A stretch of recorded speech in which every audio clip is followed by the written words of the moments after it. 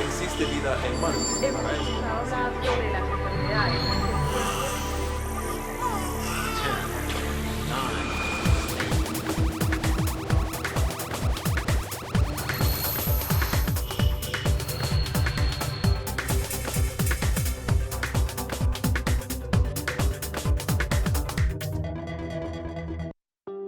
La pobreza es un fenómeno social que afecta a la mayor parte de la población. Si bien la mayoría de las personas tienen una idea acerca de lo que genera y reproduce este problema, en los últimos años las actitudes públicas hacia la pobreza se han inclinado a culpabilizar a los individuos por su situación. El pobre es pobre porque quiere. ¿Sabes cómo se percibe la pobreza en las redes sociales? Hoy, en el Día Internacional para la Erradicación de la Pobreza, Generación H se suma a la Organización de las Naciones Unidas y al objetivo de erradicar este problema. Quédate con nosotros que ya comienza Generación H.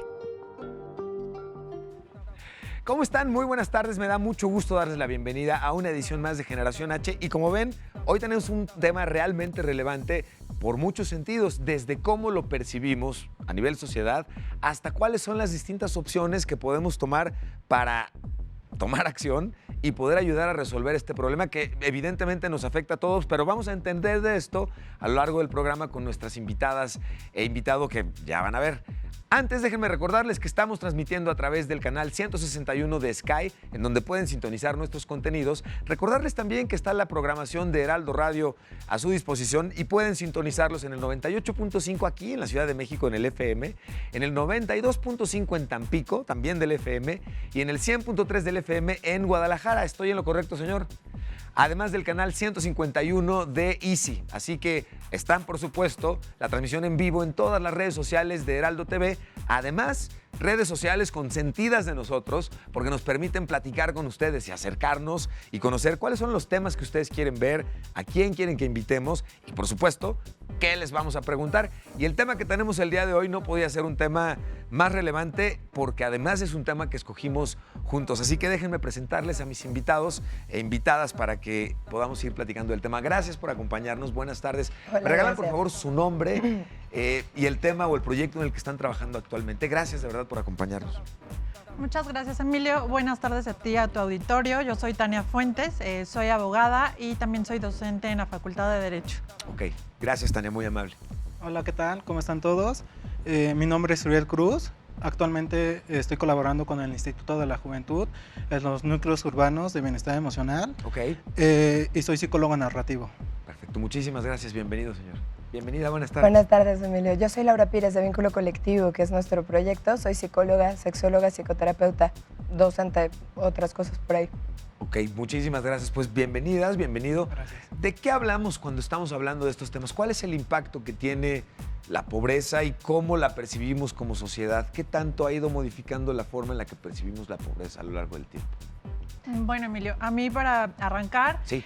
me gustaría traer a colación un término que justamente surge en redes sociales, es el término Mexican Whites, Ajá. que justamente es un segmento de la población que habla desde una situación de privilegio con esta postura que se señalaba al inicio del programa. El Sí. pobre es pobre porque quiere. Sí.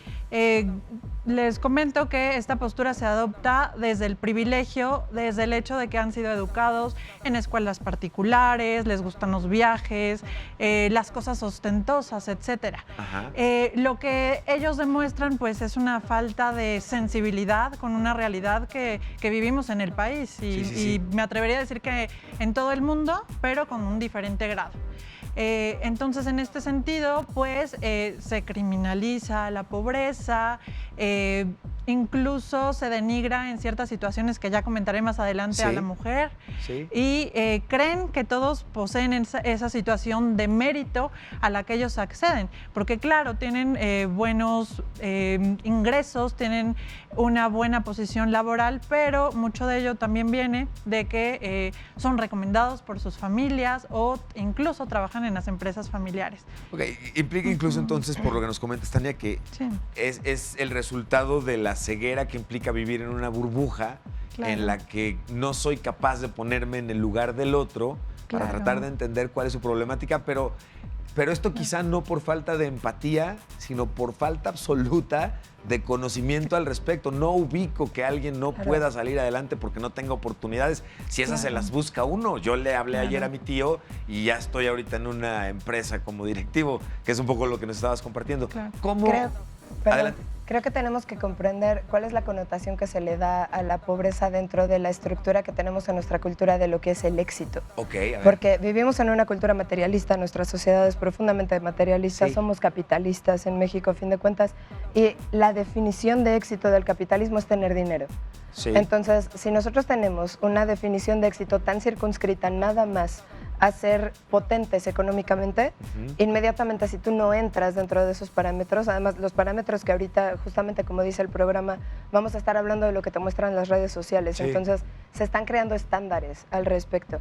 Si no entras dentro de ese estándar, si no estás pudiendo cumplir con estos requisitos, inmediatamente entonces entras dentro de la categoría de no exitoso, porque nuestro concepto de éxito es bien reducido. ¿Así? Y eso afecta, o sea, ahí sí ya nos vamos al rato a todo lo que te pasa por esto. Pero qué frustrante, porque es literal el chafísima cuánto tienes, cuánto vales. Bueno, yo tratando de aportar un poco a lo que dicen mis colegas, sí, lo primero que me salta cuando escucho la introducción del programa es eres pobre porque quieres. Y lo que más llamó mi atención fue el tipo de voz que le pusieron. O sea, hay todo un imaginario de acerca de las personas que podrían decirlo o a quien va dirigido. Sí. Y estoy totalmente de acuerdo con esta parte del privilegio o esta cuestión del éxito en cuestión de cuánto vales, pero se va escalonando, ¿sabes? Okay. No solo los más ricos son los privilegiados. Incluso en zonas más como precarias, existe esta definición de éxito y se puede medir de diferentes formas. El privilegio lo puedo pensar como que también puede venir en lo masculino y lo femenino. Ok. En esta cuestión de género, es una realidad estructural social que los masculinos estamos más privilegiados que la parte femenina. Por supuesto, y correcto, eso también nos da un privilegio, nos da una postura para poder acercarnos a ciertos temas o no, y a partir de ahí poder juzgar o no al otro en cuestión de esta base del éxito. Ok. Quizás las personas que vivan en las zonas mejores de la ciudad, Polanco tal vez, van a medir su éxito en cuestión del coche que tengan. Pero en una zona más precaria podrán medirlo en cuestión de qué más bravo es uno que otro. Okay. Ahí también se puede medir el éxito y ahí también entra la parte del privilegio que ayuda a juzgar a un otro. ¿Cómo se explican ustedes o qué opinión tienen ustedes? Porque pensábamos que con la llegada justamente de las redes sociales, de la tecnología que nos estaba interconectando a todos y podemos compartir sobre distintos temas, opiniones al respecto.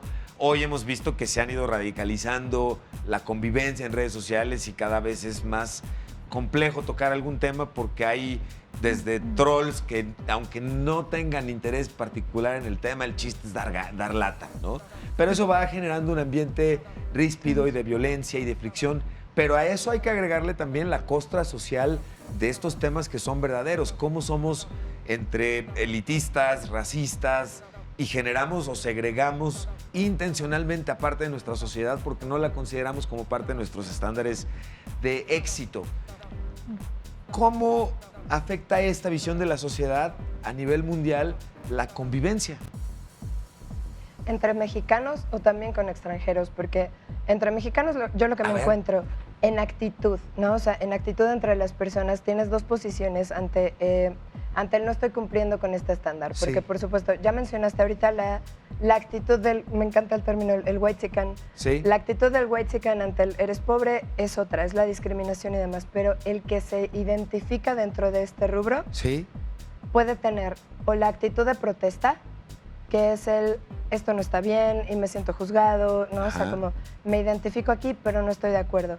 O una actitud que en psicoterapia llamaríamos deflectora, es decir, estoy desviando. Y a lo mejor me apropio del término, muy en este estilo mexicano, de lo hago gracioso y publico el meme. Sí. Todos estos memes del tu novio fresa y yo merengues, ¿no? Sí. O sea, ese es el pobre que se sobreidentifica con el rol, ¿no? Y el pobre, porque al fin y al cabo, quién sabe en dónde está. Es el de enfrente, que no soy yo, por eso a mí me resulta chistoso, sobreidentificado con su rol y tratando de hacerlo gracioso, que es una manera de no conectar con la parte emocional que te provoca esto.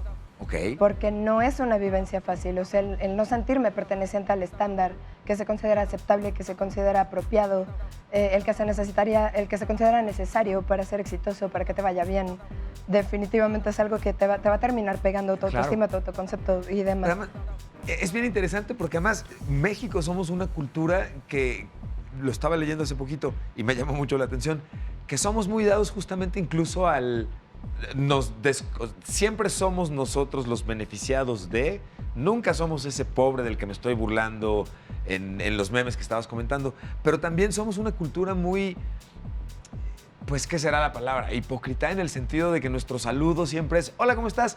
Muy bien, ¿y tú? Bien, ¿cómo va todo? Súper bien, oye, qué gusto verte, oye, qué bueno, ¿no? Cuando la realidad es que no nos está yendo a todos bien necesariamente, claro. Y en otras culturas esa es la oportunidad para compartir y pedir ayuda y decir, oye, pues qué bueno que te veo porque no ando bien, fíjate que traigo este problema. Y me llamó la atención en cómo somos como cultura.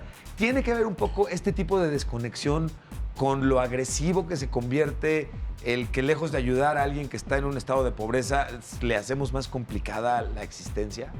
Claro, yo creo que tendemos a tratar de invisibilizar esas situaciones. Hablando de redes sociales, por ejemplo, siempre nos tomamos fotos en los mejores lugares, le salimos lo mejor posible, le aplicamos 1000 filtros a las fotos, etc. En ese sentido, pues, podemos decir que tenemos una vida doble, la que tenemos en redes sociales y la que tenemos fuera de ellas. Lo que le mostramos a la gente en esa parte, pues es un espejismo.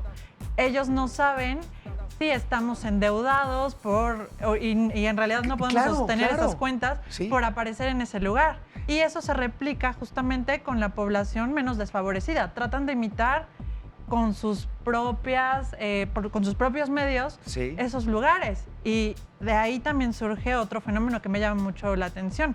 Se llama el fenómeno de las putipobres. En este sentido, pues se discrimina y se atenta con la dignidad de la mujer, porque pues posa seductoramente y en este sentido pues se desvirtúa esa transmisión que quiere hacer esta persona y se muestra una imagen, por ejemplo, con tinacos, en el que se ve un lavabo, una habitación sucia, etcétera. Entonces, en ese sentido, pues, se le da un cambio y se enfoca la parte de, bueno, esta persona atiende o pertenece a tal segmento de la población y en ese sentido puede ser vista como un objeto sexual que está disponible para cualquier hombre que pueda comprarla. Exacto, en la medida en la que le pueda regalar cosas, o sea, está dispuesta a que suceda a cambio seguramente de que le regalen cosas. O esa condición que tiene. Que esto es bien interesante porque tenemos una cápsula y mi pregunta justamente siguiente va en el sentido de ¿cuándo eres pobre? ¿En qué momento ya no tienes derecho a darle RT tú a ese meme? Porque pues ya no. Déjenme presentarles una cápsula que nos preparó nuestra redacción justamente sobre la pobreza y su definición para tener un poco más de contexto y seguir platicando con nuestras invitadas e invitados. Vamos a verlo. Tradicionalmente, las definiciones de pobreza se han agrupado en dos grandes tendencias, las que la entienden como situación y las que la entienden como relación. Desde la segunda perspectiva, la pobreza es una construcción social e histórica que se enmarca dentro de contextos específicos y que además inspira políticas y programas sociales. Por consiguiente, la pobreza es un fenómeno social multidimensional que se produce y reproduce a partir de factores diversos como la distribución inequitativa de recursos y oportunidades, entre otros. Así, para entender esta situación, no es posible mantenerse al margen de aspectos como la desigualdad, la riqueza y el privilegio. Y es importante porque entender todo este tipo de factores y cómo están afectando la percepción que tenemos la sociedad de la pobreza tiene que ver con factores de diversas tendencias. Y perdón, más bien, la tendencia es pensar que el pobre es pobre porque quiere, que esto es lo que estábamos comentando, y se dice que las oportunidades ahí están. ¿Qué tan cierto es que estas oportunidades están? Y lo estábamos platicando un poquito al principio, justamente con este aislamiento o burbuja que tienes a nivel social, ¿no? Adelante. Yo me quedé pensando en tu pregunta y es lo que me cuestiono. ¿Qué implicaría reconocer que soy pobre? Sí. ¿Y qué implica para mí y para los otros que yo diga, sí, soy pobre? Implicaría quizás burlas, exclusión de ciertos grupos, no sentirme perteneciente a algo. Y entonces me quedo pensando y parecía que la palabra pobre ya tiene una connotación totalmente negativa. Condenatoria y como de purgar algún tipo de castigo. Así es. No sé. Me fui al diccionario y busqué la palabra pobre. Ajá. Dije, vamos a iniciar desde lo más básico. Y dice, pobre cuando no se tiene lo necesario para vivir. Ok. Entonces me pregunto, ¿qué es lo necesario Sí, para vivir? sí. Los tenis de marca, el coche, Sí, o los aspectos más básicos, educación, seguridad social, sí. seguridad de salud. Y entonces, digo, esto no solo es una palabra ya, es una cuestión estructural, cultural. Entonces, ¿cómo toda esta cuestión estructural y cultural, que hace referencia a mi país, al mundo, pasó a ser un motivo de vergüenza para mí?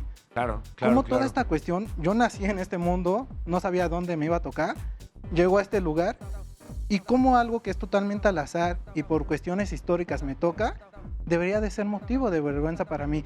Y creo que eso es en lo que se ha convertido la palabra pobre, que yo me avergüence de eso.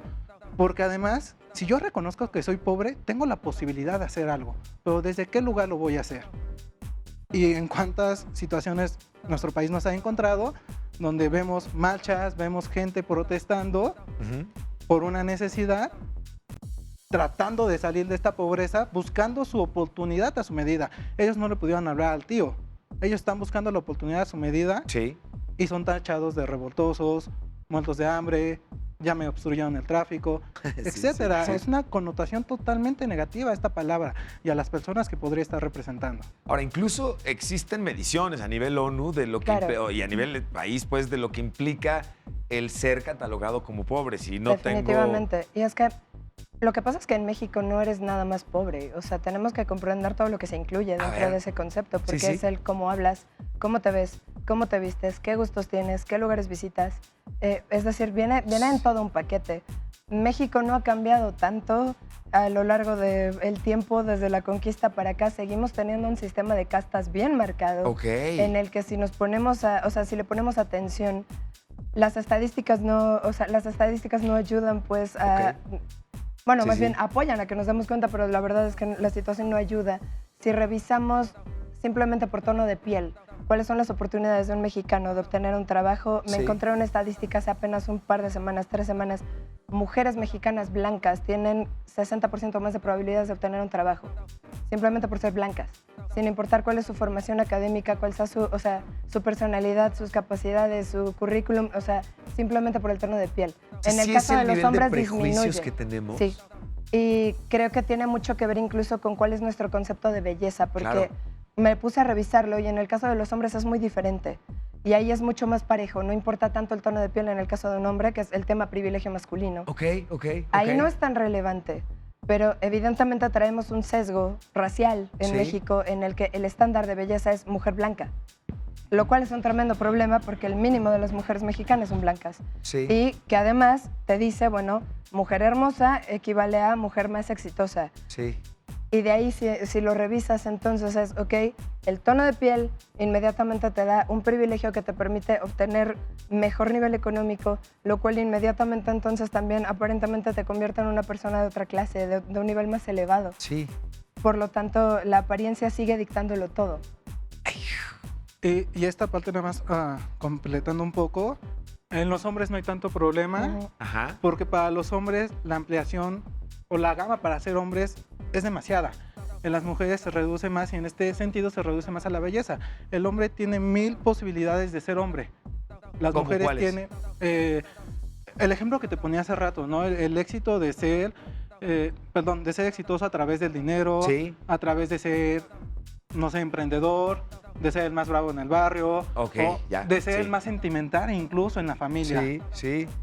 Es impresionante la gama que hay para ser hombres. Esto que resalta justamente el privilegio bajo el que vivimos, porque no solamente hay opciones, hay muchas opciones para estar considerado. No así en las mujeres, en el que si no eres blanca, tus posibilidades de éxito se van a ir Disminuyen. acotando de manera muy relevante. Ujú.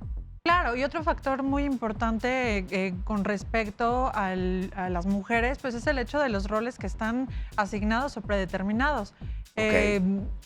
Para ese segmento de la población que es menos desfavorecido, pues en muchas ocasiones no tienen acceso a educación o está limitado, e incluso las cuestiones laborales, porque tienen que desarrollar tareas del hogar, tienen Sí. que cuidar y educar a sus hijos, Sí. tienen que cuidar a los adultos mayores que viven en la casa o a los enfermos, etcétera. Entonces también ahí vamos viendo cómo se va sesgando, cómo se va filtrando la serie de posibilidades que se tienen en ese sentido, ¿no? ¿Cuántos pobres somos en México? ¿O cuál es el porcentaje de pobreza en México? Somos... Bueno, el tema hoy es jóvenes pobres, ¿no? Porque me puse a buscar la estadística. Tenemos 32 millones de jóvenes en México. Sí.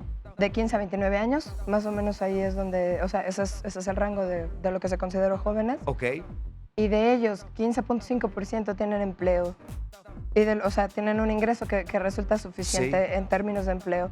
De los demás, de los jóvenes que están trabajando, 50% no tiene suficiente ni para comprar una canasta básica para una sola persona en ingresos diarios, de los que tienen trabajo. Sí. Entonces, hablando de jóvenes pobres, por lo tanto, sí tenemos muchos jóvenes pobres.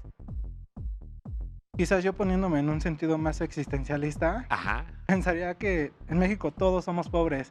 Y me voy a esta definición de no tener lo suficiente para vivir. Sí, y entonces siempre va a haber una escalera, siempre va a haber alguien que tenga más dinero que tú. Entonces para ese alguien que tiene más dinero que tú, no importa que estés en la cima, a lo mejor vas a ser más pobre.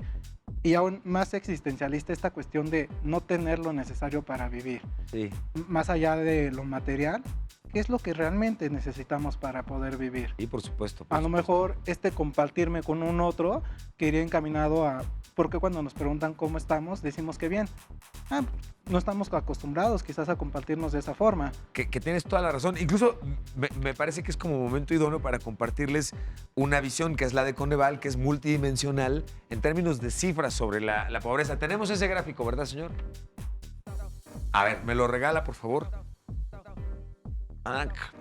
5 datos sobre la pobreza que no deberíamos seguir ignorando. De acuerdo con el informe Movilidad Social en México en 2019, 49 de 100 personas que nacen en pobreza mueren así. Que esta es una condena literal espantosa y súper cruel. De la mitad que logra ascender, 25 de ellos no van a superar la línea de pobreza. Es decir, de todas formas van a continuar sin ganar aquello necesario que podría mes con mes completar o darte una vida como tal digna. Y de acuerdo con este mismo informe, al menos 48% de la desigualdad es producto de las oportunidades que hemos estado ahorita comentando mucho. 5% de los hijos de padres sin escolaridad estudian una licenciatura, el 5%.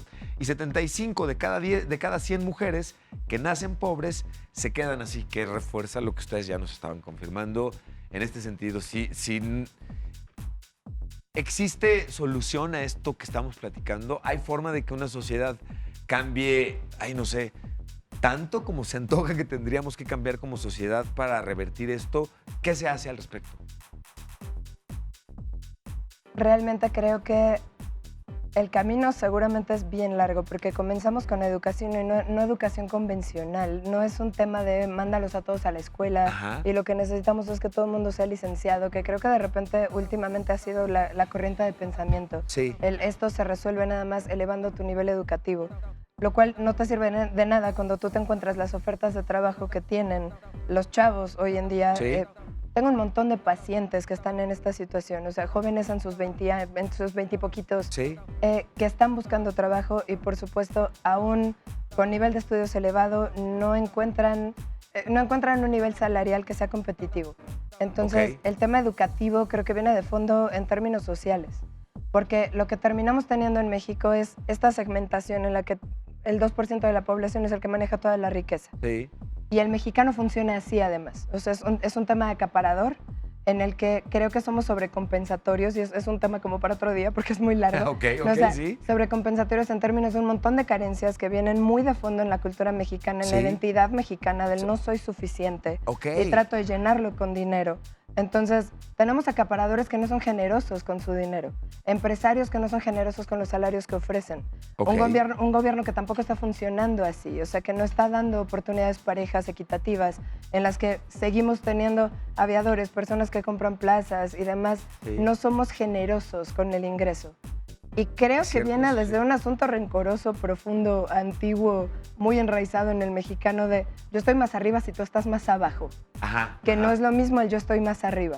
Entonces, si a ti te pago poco, te mantengo ahí abajo pisoteado, si no te comparto mis conocimientos, mis capacidades y demás, porque hasta en términos educativos lo encontramos así, no te voy a enseñar todo lo que sé, no te dejo crecer. Sí. Y te contengo. Ajá, el típico, la metáfora del barril de cangrejos que describe a las familias mexicanas, ¿no? O sea, amalgamadas y como de no te dejo salir, no te dejo subir. Sí. Creo que es un tema de educación desde la raíz. Tenemos que empezar a pasar un mensaje diferente. Sí. No del todos vayan a la escuela. Si quieren ir a la escuela, qué bueno, si no, también. Porque claro, tenemos países de primer visión. mundo que nos enseñan que cualquier oficio debería de ser suficiente para que tú tengas una vida digna. Claro, totalmente. No necesitas el doctorado, ¿no? Entonces, y en México a los peores a los que les vas a los que tienen doctorado, o sea, no funcionamos en ese Eso sentido. es además ciertísimo. Y nosotros hacemos un ejercicio aquí en el programa que me gusta mucho, que se llama Vox Populi, y salimos y le preguntamos a la gente algo en particular relacionado con el tema del programa. En este caso salimos y les preguntamos, ¿por qué crees que existe la pobreza? ¿A qué crees que se debe la existencia de la pobreza? Chequen las respuestas que nos hicieron el favor de compartirnos, cosa que les agradecemos también mucho, y continuamos platicando con nuestras invitadas e invitados. La pobreza empieza, yo creo que desde la gente misma, ¿no? Desde la ignorancia y la mala educación, bueno, la educación que llevamos desde la casa, ¿no? Del cómo nos capacitan mentalmente para salir al mundo exterior después de la educación, ¿no? Pues por falta de educación, falta de economía. Por desigualdad en clases sociales y en clases políticas. Y yo creo que la forma de reducir la pobreza es ampliando el margen medio, que es el que mantiene tanto a los pobres como a los ricos. Es una condición humana que es resultado a veces de un sistema de gobierno. Es injusta, pero es necesaria, es una arista de la humanidad. Porque tienen que existir los ricos. Pues yo siento que hay muy poco apoyo de parte del gobierno. Híjole, necesaria, no sé qué tanto tendría que ser necesaria la existencia de la pobreza, por todo lo que hemos estado platicando en este momento y por entender que no puede ser no puedes tener pues una parte de la sociedad con la tranquilidad y certeza que está condenada, y como está condenada, o sea, es una visión como muy cenicienta, ¿no? Totalmente. Yo descanso, yo la paso bien en la medida en la que yo sé que tú eres el que está haciendo esas cosas para mí y tú no puedes hacer más, ni podrías aspirar a estar ni hacer lo que yo. Y eso no puede ser, ¿no? Bastante fuerte lo que menciona la persona, pero me hizo pensar como en esta parte del chivo expiatorio. Sí. Como que se piensa que es necesario y me da mucho sentido entonces con lo que compartías, ¿no? Este sistema de creencias que tenemos de necesita haber alguien abajo, alguien que expíe todas estas culpas. Este sometimiento ahí como particular de conquista, de sí. Y sobre lo que decía, si había como alguna posible solución. Bueno, cuando leías los datos, dije, esta situación es bastante triste, a mí me parece triste. Desde mi lugar de trabajo, puedo pensar que posibles soluciones que quizás no parecieran con mucho impacto, pero que son necesarias, es el autocuidado. El reconocerme como un ser que necesita cuidados, que necesita comer bien, dormir bien, y que no necesita endeudarse por una pantalla, por un coche. Pero es que es una realidad, nos venden una serie alguien. de zanahorias aspiracionales como bien particulares. Si ustedes pudieran cambiar algo en específico que detonara un efecto dominó, que cambiara radicalmente o de manera mucho más rápida la cuestión de la pobreza, ¿cuál sería? No me respondan en este momento, déjenme que vayamos a hacer un corte y regresamos, pero además tenemos agenda universitaria, ¿verdad? Les recuerdo la oportunidad a instituciones, a comunidades, a jóvenes que tengan ideas, propuestas y que están llevando a cabo talleres, conferencias, que tenemos una agenda que nos interesa presentar y promover, así que si hay algún evento, contáctenos a través de las redes sociales de Heraldo TV y será un placer difundir estos eventos como lo vamos a hacer ahorita en nuestra agenda universitaria. Vamos a hacer un corte enseguida y regresamos de inmediato. Esta semana se anunció a los ganadores del concurso Una mirada artística, del miedo a la esperanza. En la categoría de ensayo, los ganadores fueron Gustavo Serrano Padilla y Demian Ernesto Pavón Hernández. En la categoría de poema, los galardonados son Leslie Lisette Hernández Conde y Joel Cruz Bazán. Hoy, en el Auditorio Antonio Caso de la UNAM, se llevó a cabo el segundo día del encuentro Repensar la democracia en una era de transformación social mundial. Con la participación de Olga Sánchez Cordero y Porfirio Muñoz Ledo, Algunas de las conferencias fueron Redes, Información y la crisis de la democracia liberal y la democracia en América Latina, ciclos, avances y retrocesos. La Facultad de Química de la UNAM premió a los proyectos destacados del programa Estancias Cortas de Investigación. Este programa busca que los alumnos de licenciatura conozcan las diferentes áreas de investigación en el campo de la química, además de brindarles la oportunidad de desarrollar un proyecto de investigación e incorporarse a un grupo de trabajo, ya sea de la facultad o de otra institución de la universidad.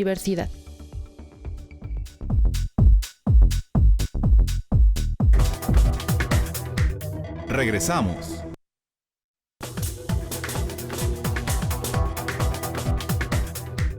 Continuamos.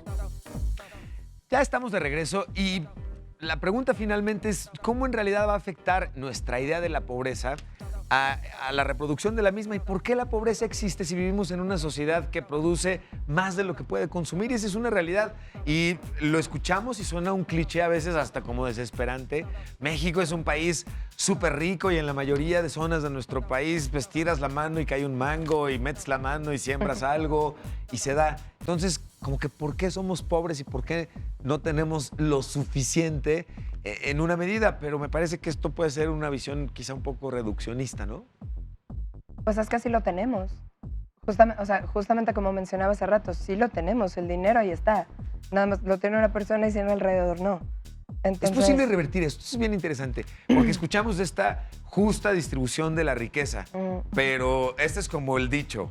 El dato es 2% de la población controla en términos financieros y concentra la riqueza. ¿Esto es revertible? ¿Se puede hacer? ¿No se puede hacer? ¿Qué implica? Pues mucho implica, por ejemplo, el poder adquisitivo que se tiene con el salario mínimo que se gana. Entonces, quizá habría que analizar cómo ponderar lo que se le paga o la justa retribución económica por el trabajo que se Qué buena cosa desarrolla. dices. Déjenme hacerles la pregunta desde la plataforma de la pregunta que haríamos como cuando somos niños, ¿no? Que dejamos de fuera toda limitante. ¿Por qué no es posible subir el salario mínimo de un día para otro de 100 a 200 pesos en lugar de 100 a 101.23, ¿no? ¿Qué implica?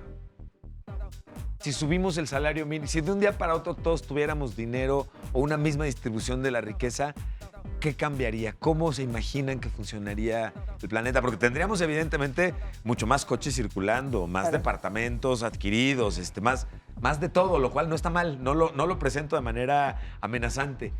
¿Se han preguntado esto? ¿Qué pasaría si hubiera una verdadera justa distribución de la riqueza?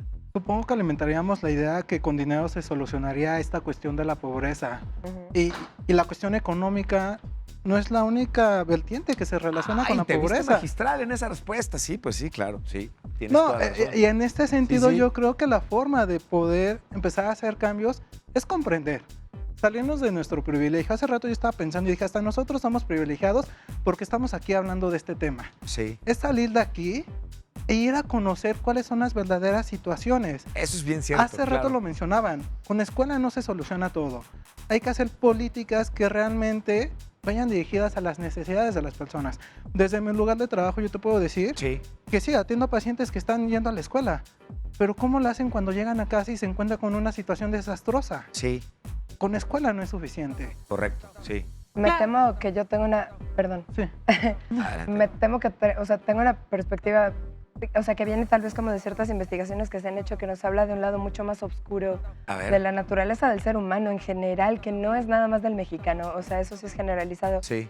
Es que no estoy segura de que la humanidad en general querría esa situación de vida. Lo escuchamos en uno de los participantes en la opinión, que daba por hecho la necesidad de contar con pobres. Exacto. Hay una serie de experimentos que se han hecho, o sea, son experimentos psicológicos que se han hecho alrededor del mundo. Sí. En diferentes culturas, con manejos económicos diferentes, en los que básicamente, o sea, para no hacer el cuento largo, el resultado del experimento constantemente es, si a mí se me presenta la posibilidad de que yo obtenga un ingreso económico exactamente igual que el de otra persona, voy a aceptarlo. Pero en cuanto a mí me toca un poco menos, prefiero que al otro no le toque nada y a mí tampoco, con tal de no tener menos ingresos. O sea, se les da la opción a personas. A ver, yo te doy a ti 20 pesos y para mí 20 pesos, estoy de acuerdo. Pero si a mí me tocan 10 y a ti te tocan 30 y la opción es, puedes darle a los 30 y a mí los 10, o que nadie tenga nada, que nadie tenga nada. Porque es lo entonces justo. yo voy a tener menos, pero te lo íbamos a regalar, no importa. Entonces es algo que tiene que ver ya con la naturaleza humana. ¿Eso es ego? ¿Qué parte de la naturaleza humana está interviniendo ahí? Sí creo que es probablemente un tema de autopercepción, sí de ego, o sea, de cómo estoy llenando desde un tema muy superficial, o sea, desde una parte muy superficial mis necesidades. Sí. Y el cómo me siento satisfecho conmigo mismo, que es con qué estoy obteniendo, así, a una manera muy infantil. Bueno, o sea, es el caramelo, ¿no? Sí. O sea, el premiecito que te van a dar. Entonces, si yo recibo esto, estoy bien conmigo mismo, me siento bien conmigo mismo. Si no, entonces empieza a hacerme ruido, pero no comprendo por qué. Sí. Y cuesta mucho trabajo entonces ver por el otro y comprender que el otro puede estar tal vez mejor que yo en algunos aspectos y que eso está bien. Hijo, sí que se antoja complicado, ¿no? Por eso digo que es oscuro. Sí, claro. También es muy importante mencionar que la gente que es menos desfavorecida de ese sector pues tiene poca participación política. Entonces, en ese sentido, yo creo que habría que los políticos, no solamente en la época de precampañas, ir y tomarse la fotografía en ciertas zonas marginadas, etcétera, no, sino reales prácticas de campo y escuchar las necesidades que tiene la población, porque no es la misma necesidad o la misma clase de pobreza que se tienen en el sureste del país que la que se tiene en el norte. O sea, podrán estar quizá bien alimentados en el sureste, pero les falta alguna otra situación para tener una vida digna. De lo que hablaba hace rato el colega, ¿cuáles son las necesidades que se deben de cubrir para vivir dignamente? ¿Cuáles deberían ser estas necesidades? ¿Las conocemos? Vivienda, salud, la educación, que hace rato decían que por ahí no va, pero yo sí disto un poquito de esta percepción porque, por ejemplo, en las cifras que mencionaban de Coneval, y en algunos documentos que estuve leyendo, sobre todo en la periferia de la Ciudad de México, por ejemplo, se carece de ciertos servicios escolares de educación superior. Entonces, el tiempo y el dinero que tienen que emplear los pobladores desfavorecidos, pues se incrementan y su situación se ve aún más afectada. Entonces, pues también habría que implementar quizás políticas públicas de creación de centros educativos que se acerquen a esas poblaciones o atender por ejemplo, en el Estado de México, a varias comunidades que puedan acceder y ahorrar un poco de dinero, por ejemplo, en transportes y emplearlo en otra área de la vida. Es que en términos de educación, a lo que yo me refería era tiene que haber la oportunidad de educación. Claro. Pero la cultura lo que nos está diciendo es que es forzoso. Es decir, si no tienes cierto nivel educativo para arriba, como si eso te pudiera garantizar algo. Entonces, creo que al revés, en una sociedad muy enriquecida, todas las personas podrían decidir quedarse con educación básica de la que el país considera que es necesaria y que sea optativo si tú quieres estudiar algo más.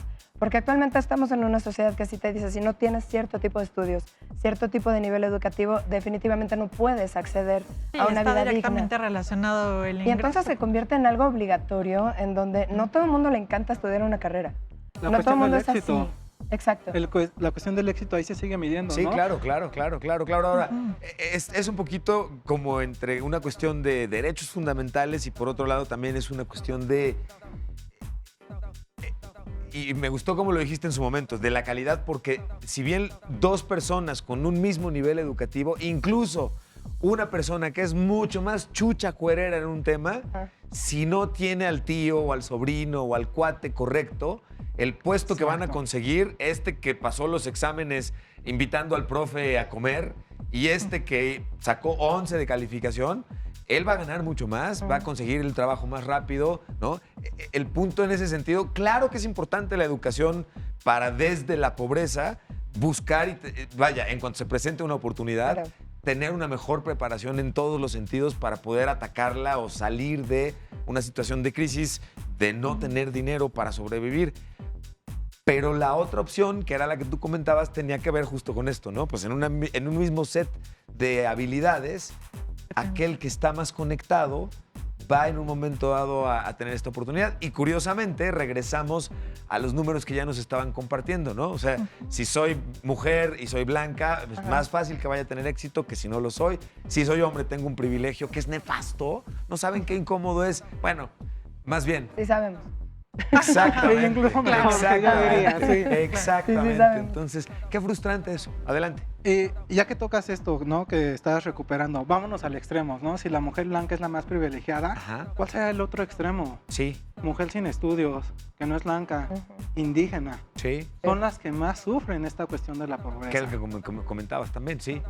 Entonces, yo creo, y no es que venda lo que yo hago, pero que la salud emocional es fundamental. Sí, claro. El conocerme, el comprenderme, porque también cómo yo me relaciono con los otros y cómo me cuido a través de si el otro va a tener 20 pesos más que yo o no. Cuando yo podría decir, no, que el otro tenga los 30 y yo los 10. Sí. Pero me estoy cuidando en función de los otros. Entonces yo creo que sí es bueno echarnos un clavado hacia adentro, comprendernos, buscarnos qué es lo que realmente necesitamos o queremos. Si quiero estudiar una carrera, o lo hago por una cuestión de éxito, porque al parecer, y me lo han dicho, la única forma en que voy a triunfar en este país es siendo maestro, doctorado. Y lo triste es que también lo decían hace rato, a veces son los que peor les va. Sí, por supuesto, porque además hoy creo que está complicado el garantizar que con una carrera exclusivamente, digamos, pues, vas a lograr obtener lo necesario para considerar éxito relacionado a la obtención de recursos y de un estilo de vida desahogado y cómodo y tal, que es toda una cultura. De hecho, la redacción nos hizo el favor de prepararnos un reportaje sobre la cultura de la pobreza. Vamos a verlo y regresamos para continuar platicando. Y no se despeguen, al contrario, tengo algo que compartirles muy importante.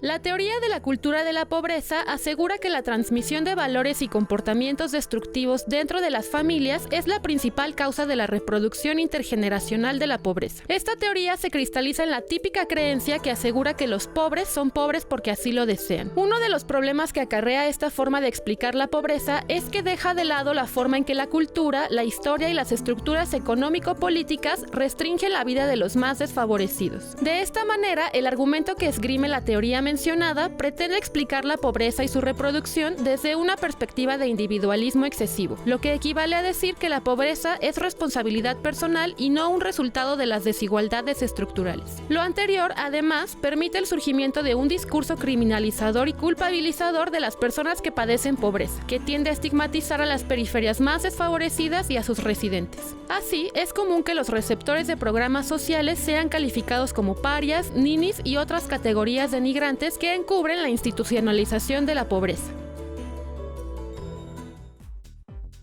Y la verdad es que es prácticamente lo que hemos estado platicando a lo largo del programa. Cómo resolver un problema que es multidimensional, que tiene además, y esto sí me tiene muy impresionado, tiene una cantidad de prejuicios a nivel, o sea, tenemos como sociedad una cantidad de cochambre y prejuicios espantosa. ¿Qué hacemos?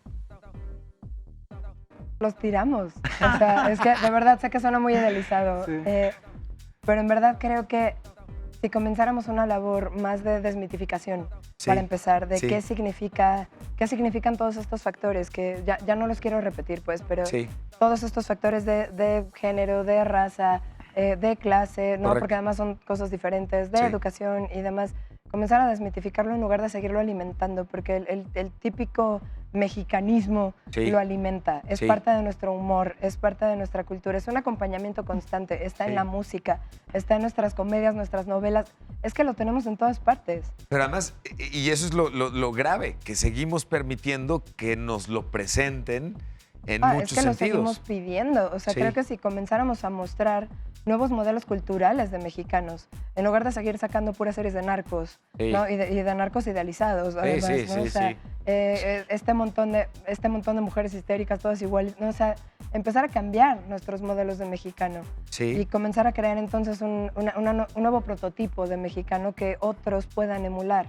Y que no esté basado en este tipo de y que entonces no sea el estereotipo. Nefasta, claro. Porque todos nuestros estereotipos son negativos, eso es la peor parte. Claro, por supuesto, sí. Adelante.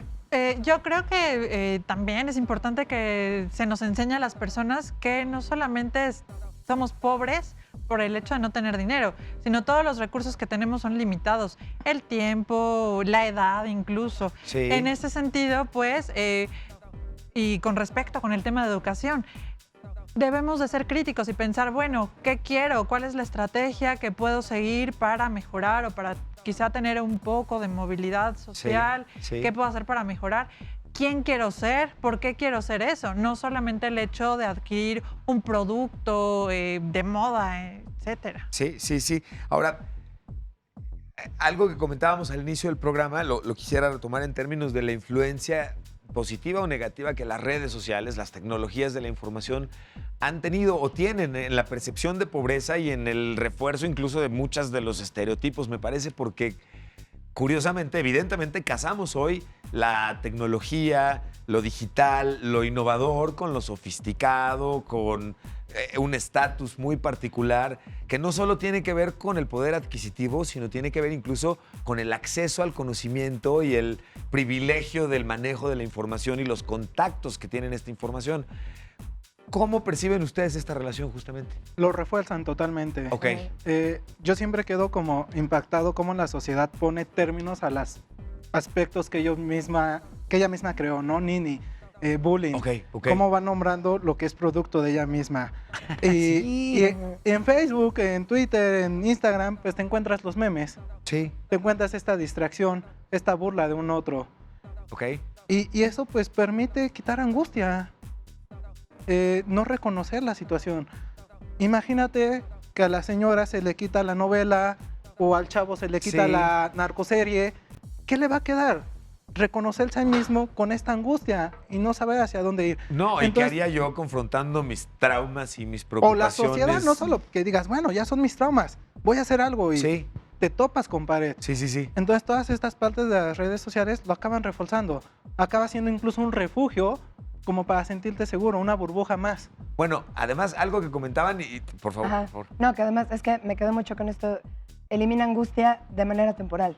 Exacto. Y esa crea este ciclo muy negativo en el que por un ratito subí una foto, tuve un montón de likes, bajó mi ansiedad, me sentí aceptado por un rato, después de eso regresa. Solito me doro la píldora, digamos, de la forma más coloquial. Y lo peor es que a la hora de ser un paliativo, evidentemente no estoy realmente abordando el verdadero problema de la persona. Sí. Es el tema redes sociales y esta búsqueda de reafirmación y de aceptación. Lo único que hicieron las redes sociales fue enseñárnoslo más crudo y más sencillo.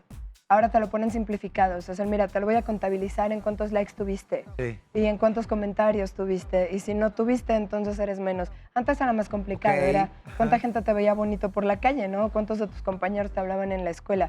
Ahora nos lo ponen contabilizado. Qué interesante que lo comentes, porque incluso hoy sabemos de la intención que tienen lo mismo Facebook que Instagram, el mismo Twitter. Incluso Twitter comenta algo muy interesante. Twitter lo que dice es, quizá no debimos de haber ni contabilizado likes, pero además quizá no debimos haber comenzado a seguirnos las personas. Quizá debimos haber comenzado a seguir temas. Y a partir de los temas nos habríamos encontrado con las personas. Y Jack Dorsey se preguntaba, no sé qué podría haber pasado si esto lo hubiéramos hecho así y no fuera tan violento el entorno que se ha ido generando y la institucionalización de mucho de este tipo de conceptos, entre ellos, por supuesto, la pobreza. Ahora que se lanza la película de Joker, tenemos un track muy interesante que nos preparó justamente nuestra redacción sobre Joker y la pobreza institucionalizada. Vamos a ver esto que prepararon y regresamos para platicar. Se va el tiempo, está acabando el programa y tengo algo bien importante que compartir con ustedes y, por supuesto, con nuestras invitadas e invitados. Imagínate a una persona que no tiene acceso a programas sociales, vive en una ciudad corrompida por la violencia y el crimen, está desempleada, no tiene igualdad de oportunidades y, por si fuera poco, su salud mental es precaria. Estos fueron los ingredientes elegidos para crear al villano perfecto, el Joker.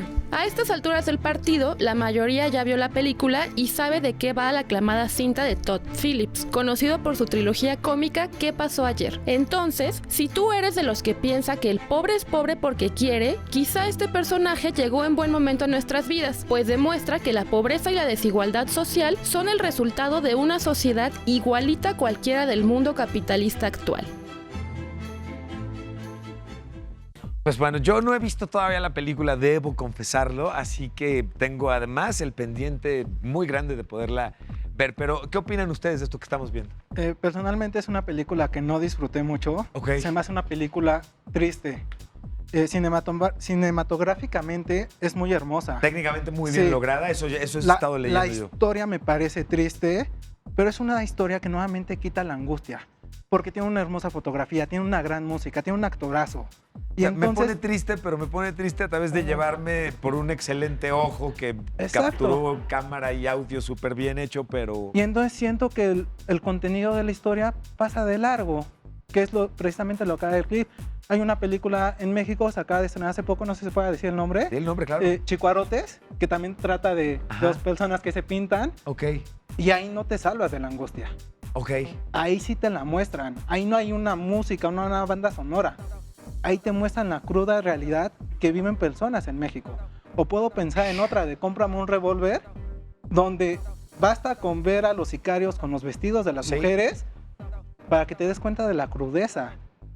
Y estas películas pues tienen menor taquilla, porque pues no te divierten.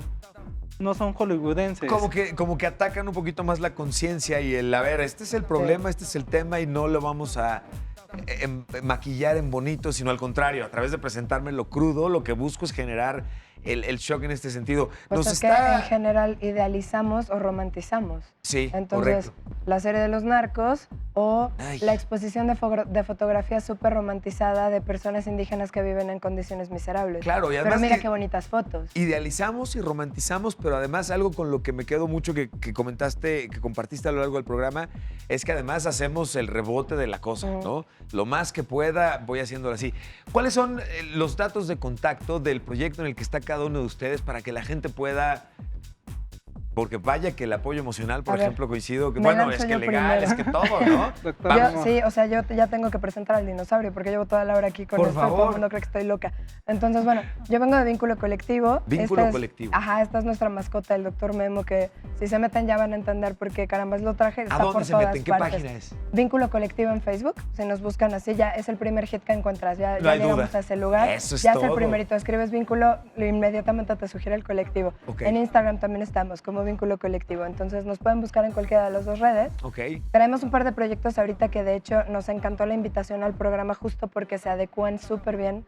Vamos a lanzar un par de talleres para jóvenes que están buscando empleo de una o de otra manera. Uno es te ayuda a encontrar el trabajo de tus sueños, que es asesoría y el taller completo dado por personas que se han dedicado a RH, que entonces te van a ayudar a cómo estructurar tu CV, cómo ir a pedir empleo y demás. Y el otro que es dirigido más hacia psicoterapeutas, que es lo que quieres tener agenda llena de pacientes, te vamos a enseñar cómo. Repítenos el nombre de la página, por favor. El nombre de la página es Vínculo Colectivo. Que es el nombre del proyecto. Ajá, Vínculo así nos Colectivo. encuentran en redes sociales. Muchísimas gracias. En el caso de usted, señor. Ok, yo, Injuve, como comentaba, tenemos diversos centros para la atención emocional. En la página Injuve CDMX, ahí van a encontrar todos los datos para aprovechar el tiempo para hacer la invitación a todos los jóvenes que sientan que ya no pueden, que el échale ganas ya no es suficiente. O que quieran encontrar simplemente un espacio donde se escucha aquello que no se ha escuchado en otros lados, que acudan a nosotros, van a encontrar un espacio cálido donde precisamente ellos son lo importante y van a tener una voz. Entonces, chequen la página. Y te agradezco de verdad mucho que nos acompañes. ¿A usted, Miss? Bueno, pues yo actualmente participo en un proyecto que tenemos en la Facultad de Derecho. Es itinerante porque es en diferentes auditorios de la facultad y se trata de analizar desde un ámbito del arte, ya sea películas, libros, series, etcétera, ciertos factores como el de la pobreza, por ejemplo, y aportar para que el alumno sea crítico y no se deje digamos que impresionar por ese espejismo que se ve en redes sociales.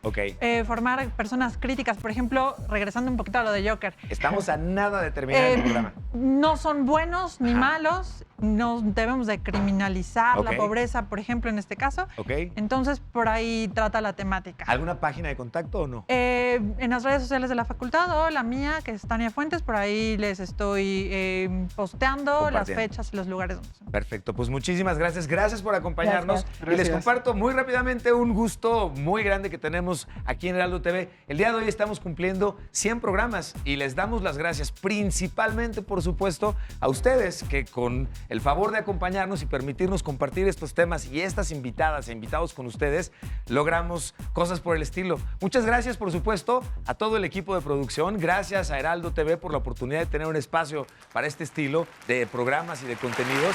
Y gracias, por supuesto, a todo el equipo que hace posible no solamente la producción de los contenidos, sino la transmisión. Gracias también a Julián Pedrosa, la chef que nos hizo el favor de regalarnos este pastel. Y me voy a ir a tomar una selfie conmemorativa con nuestros invitados e invitados. No se paren, por favor, yo me acerco con ustedes.